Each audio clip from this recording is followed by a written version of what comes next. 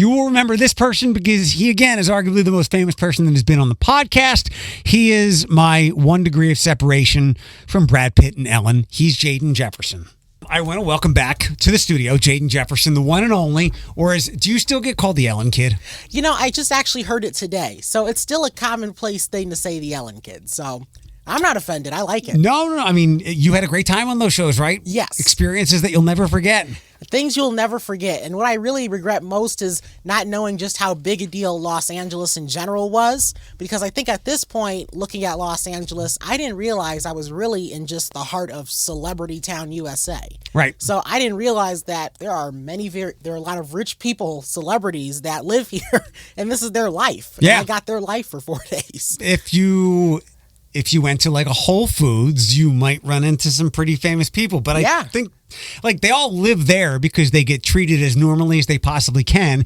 Because when you're an A-list celebrity, you don't want to be hounded. You want to go to Whole Foods. So you go to the Whole Foods where there's other A-list celebrities and you all watch each other eat each other's boogers or something like that. Like normal human beings. Exactly. I mean, that's the thing. It's like being in Los Angeles was such a different experience because, I mean, we all have our places that we kind of partake in and go to here in Toledo, but being in Los Angeles, it was just such a different culture. Mm-hmm. I mean, but I would like to compare it like this. I think after having recently went to the Old West End, imagine if the Old West End was the entire city. That's Los Angeles. In that it is very diverse. Right. A collection of people from, you've got like some older people like Gloria, yes, who just wants to go to the house tours. But then you have people who are hawking their wares on porch parties, yes, but also somebody that you could say, you know, the parade, the circus part of it ended like 6 hours ago. They're like, this is how I normally dress. Yeah. Yeah, quite a collection of people. It definitely is a collection of people, a really unique neighborhood, and I really loved getting to know some of the people there, so much so that I was like, man, I want to move here. And then I realized to do that, you have to have money, and that's where that conversation ended. So, yeah, I mean, I wish I could live there. I mean, you just might find me in the Commons, you know, spending my weekends. You never know. I thought about moving to the Old West End as well. I considered it when I was looking for a place to live. I had a lot of friends that live there. I've been in many of the houses. And then once I dove into what it takes to maintain a home, and I was talking like 2016, 17, 18, the homes were reasonably priced, all things considered, for the size and scope of them.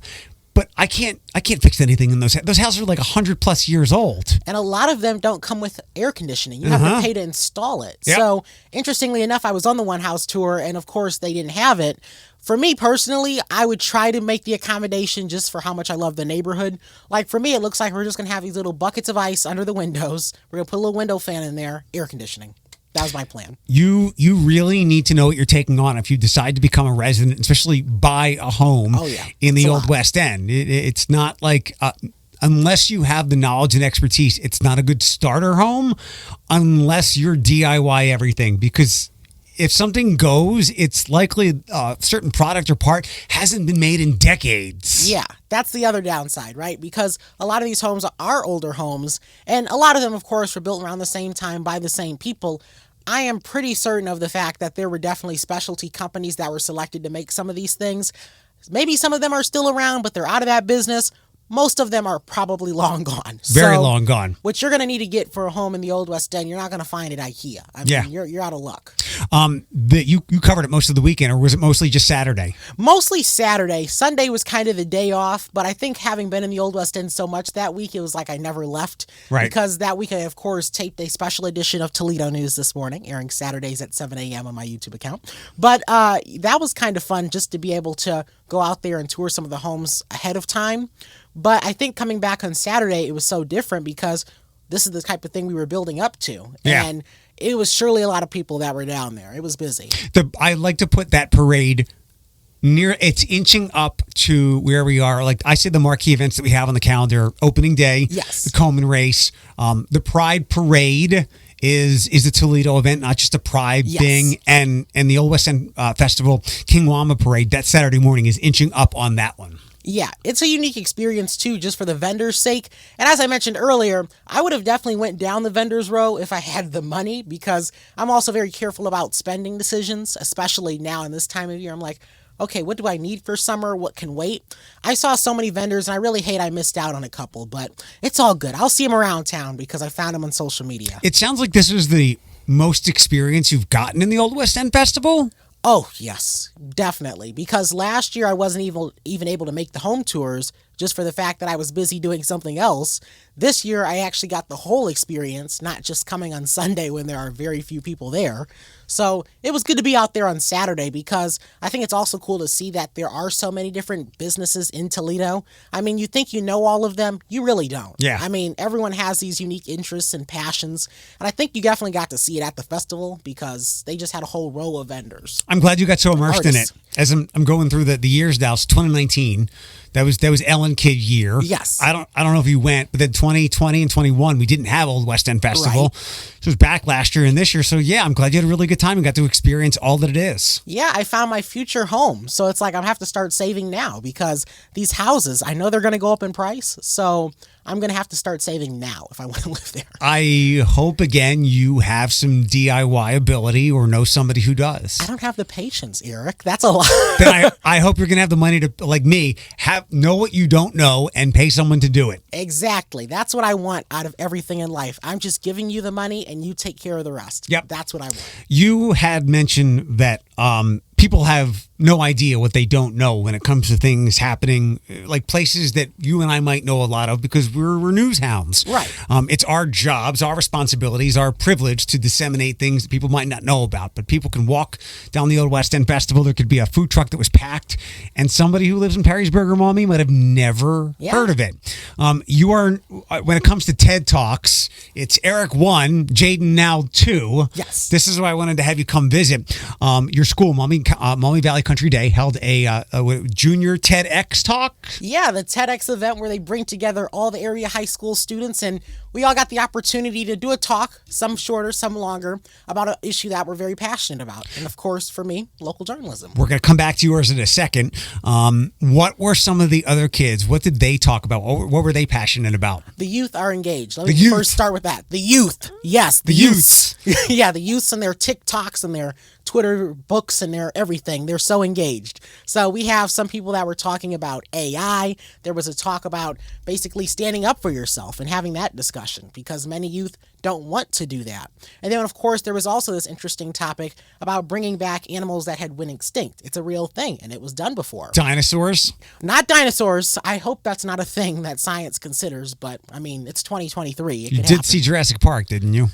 Yeah, that was I saw a little bit of it. Okay, well, it never ends well. Something always goes sideways with the dinosaurs and people wind up dying. Yeah, that's pretty much the premise of it. What were some of the animals that they talked about? Like a woolly mammoth? We're talking like on the smaller scale. I don't remember the exact animal, but these are like, species that often are overlooked. So it wasn't really anything grandiose just yet, but there were definitely some smaller species that they're looking at right now. Fascinating to hear the kids. I'm sorry that I missed out. The NAMI walk went a little bit longer, and that started earlier than I expected. All these talks are now posted up on the TED account, correct? Yes. So they're all on the TEDx YouTube channel. And the thing about that channel is there are talks that are coming in globally all the time. So they're always updating it. So if you wanted to scroll for them, it'd take a while. So the best way to do it is to search TEDx Maumee Valley Country Day School, and then you'll get the recent ones. I grabbed yours because yours was shared out in links, but Jaden Jefferson, TEDx Toledo, thankfully their search engines work really well. Yes. Tell me about what you talked about. Man, it's a fascinating issue, right? Local journalism. So basically the way I led this was people think it's a dying thing when the numbers show otherwise. And local journalism is surging right now because mainly there's a lot of mistrust in national media. But the issue that we're having in local journalism with this being a growing industry is that oftentimes with any media industry, we're seeing issues with regard to how the finances are handled, right? So everything's cheaper, more cheaply produced. And it's a challenge that we're dealing with, right? Because recently Channel 24 ceased their news operation, which was something that you would have thought had happened before because they had struggles with those ratings, and that was only due to the fact that there wasn't an investment in the local product. So they could have went very far had they had the investment, but companies, they're only looking at their bottom line and what looks best for them. So I can respect it from that angle, but it really disenfranchises communities when we do that. Sure. Why should people care about? It's ridiculous that we have to ask this question in this time, but why should people care about local journalism? It's where all the decisions are made, right? We all look at Washington for decision making when all the decisions that directly impact us, that happens on the local level. And I just think from a journalism perspective, it really does hurt to see politicians get away with certain things, and local journalism prevents that from happening. We're the only ones holding these politicians accountable because here's the thing. They don't care if the story is seen by everyone else except the people in their district, right? Because if there was a scandal and the rest of the country found out, boo-hoo. But locally, as long as the people here don't know about it, they don't care. And it's important that those viewers locally are aware of what their elected officials are doing. Why don't you think more people are tuned in? Not like us, right? But why don't you think more people are tuned in to what is happening locally with the news? I'm sure some of it stems from people hear news, group it all together, and think it's all bad. But that's not the case. So why do you think more people don't know what's going on? It definitely can be overwhelming for some people. I mean, I know people that are tuned out just for that reason. But I also think that there are people that view news as a thing where older people watch. This is, only the old people care about what's happening. And I think that's kind of been how it's been portrayed over time. And I think that we all have stories of maybe our parents watching the news, grandparents watching the news. I think it's always been perceived as something only older people should care about, when in reality, we're all impacted by these same things. We are. So I know a lot of people that are, attending my school who are passionate about gun violence. But what you won't see is them watching the news to see what their elected officials are doing. So where are they hearing about gun violence? They're just sharing things from Instagram, right. Which anyone who knows me knows, no, we really need to be engaged, and we need to actually be paying attention to the facts of every story and then saying from there, okay, what is our part in this? How does this impact me? What can I do? So I always encourage people to do that deep dive and research, because Instagram's only going to give you what we already know. Now we got to go deeper into this. Or someone's personal agenda or perspective that might not be educated, but because it maybe looks nice or is entertaining, you then deem it as news. How ugly can things get if people follow news sources on social media platforms? And we'll include TikTok in that, obviously. Yes. I mean, it can get really ugly, right? Because we have a lot of misinformed people out there. If everyone is just coming at each other, then that's not going to be, productive. For me personally, the benefit of hearing both sides of the story is you really do know what you're talking about at that point, right? You know how to argue something. And then on top of that, maybe your side is hiding something from you. But if you're only following your side, you're only going to hear what they want you to hear. So say you have an elected official that you're, in their fan club, right? You support them.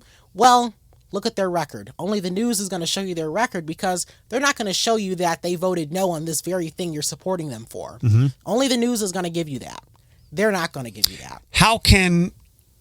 I agree with your point of news is for older people. Right. And to be quite honest, like I know when I've had Dan Ortiz in here, and he is as passionate a younger person in politics as anybody his age can be. And I found that like anybody young, when I was young, I didn't really care about the news, like presidential elections every handful of years. But other than that, like news, local news, the things that you say, and they do matter, didn't really care much about. But then you want to buy a house, and you think about taxes and school districts. And then slowly, as you get into a different part of your life, you begin to care a little bit more. And then you become that older person.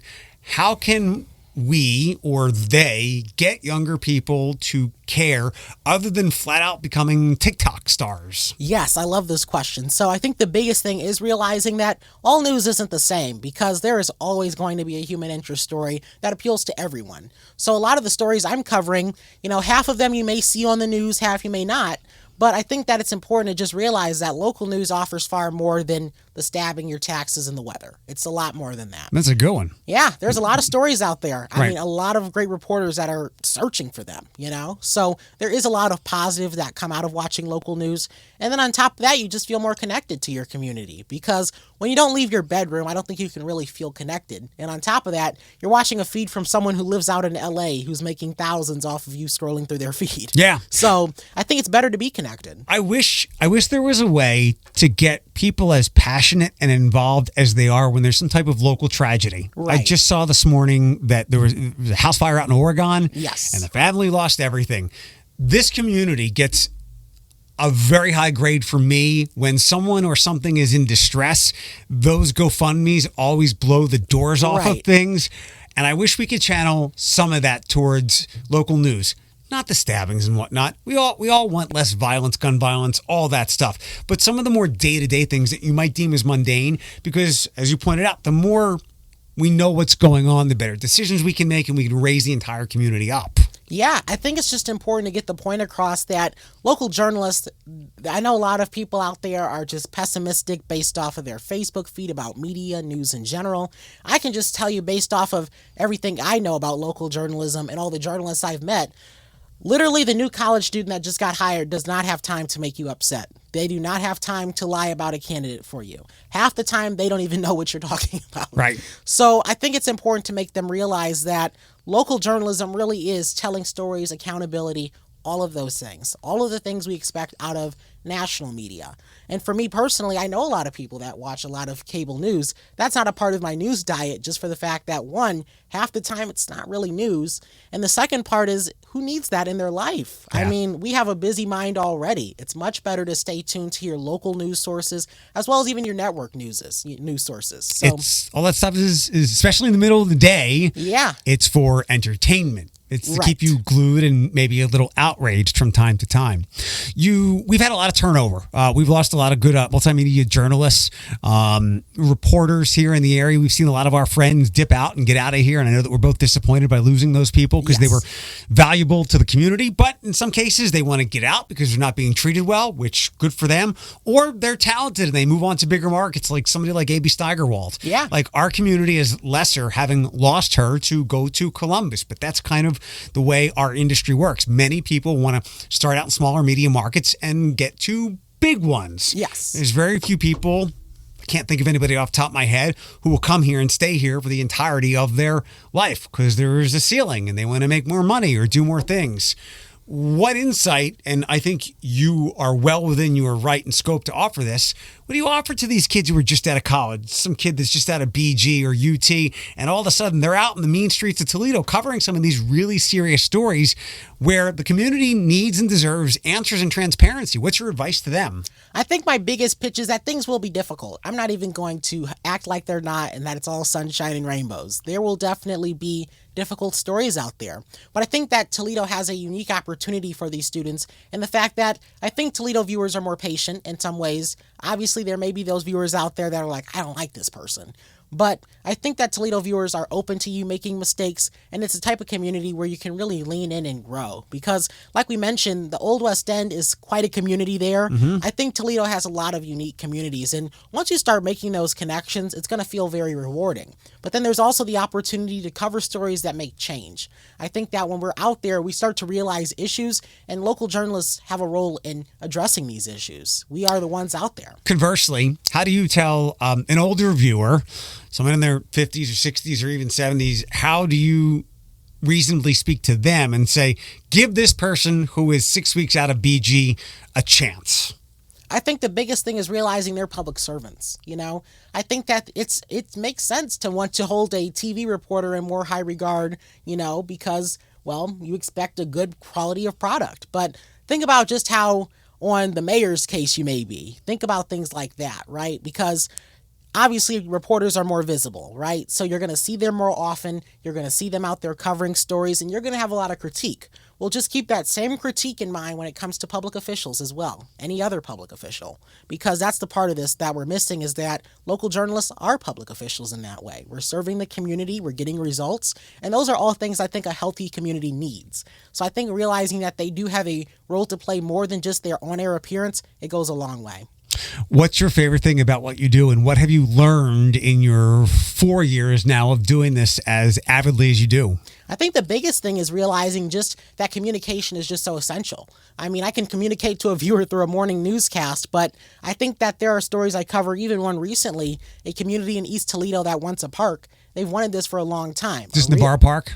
This is actually Yondota Park in East Toledo. So I had talked to the neighbors out there, and the biggest thing was they wanted it to actually be a park, not an open field. the biggest thing that I had to do there was communicate. I had to communicate with them. I had to communicate with the city. I had to bring them together. Now it's on the city's radar. So I think the biggest lesson is just learning how essential being a good communicator is to making change. Yeah. You can be kind of clumsy in your behavior, even as an elected official, as a CEO. But if you can communicate well, and I'm not saying be manipulative or misleading, Right. but if you can communicate well, your life's going to be a lot easier and a lot more things will get done. That's for sure. What else something that you have learned in 4 years of doing this? I think the other thing that I've learned just from this whole experience has been there's always more to it than what you see on the surface. That's the biggest thing, right? Because we're told things and then something else tells a completely other story. So I think that learning that there's just so much more to every story is the biggest other lesson that I've learned. It's just that some stories may seem simple on the surface, but then you really get into it and you realize, wow. So I've had a lot of those moments being in this profession. What's a pet peeve of yours when it comes to trying to get your job done? Getting Man. people on the phone or returning email? I mean, not even that actually, because I think some people are really efficient with that. But I think the biggest pet peeve is sometimes people, and I guess this is more so in my case because I'm a lot younger, people are expecting a commercial with their story and not realizing that, this is journalism. I think that a lot of people may have different perceptions of how I'm supposed to tell a story in some ways. I think that's kind of the biggest pet peeve. And sometimes people I don't think are clear on what I actually do. Right. I think the best way I explain it is I'm a TV reporter, but on social media. We're doing the same job here because, I've had people, and they're really kind about it, ask about me taping events for them and things like that.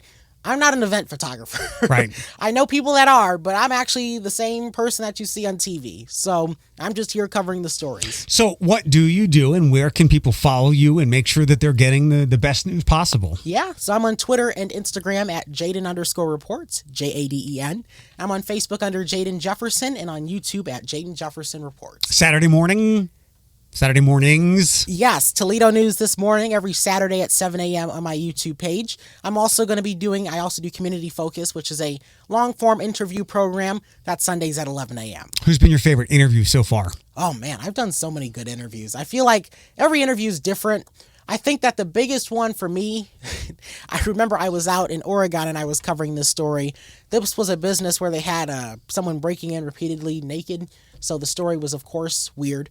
But I feel like the owner of that business, he just had such a unique individual. I mean, he's just a really unique Toledoan in many ways. And I think that's where I got a lot of my community pride from, right there in that interview. From someone being naked breaking into a store? Well, not, of course, the suspect, but Got the it. owner of that business. He had a unique personality. And I think that's only really something you can find in the Midwest. I think it really was somebody who was just really open to talking and he didn't care what anybody thought of him. He was there because he had a bone to pick about this person breaking into his business. Last question, I think. Is there anybody that you have spoken to that the community hasn't gotten to know enough of yet, or they have the wrong idea about? One example might be we have a new police chief. Yes.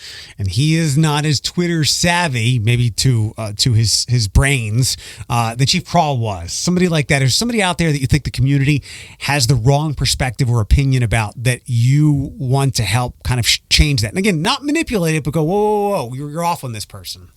I don't think there's any necessarily public officials or people I've talked to over time. I think that the community kind of really gets to know people quickly.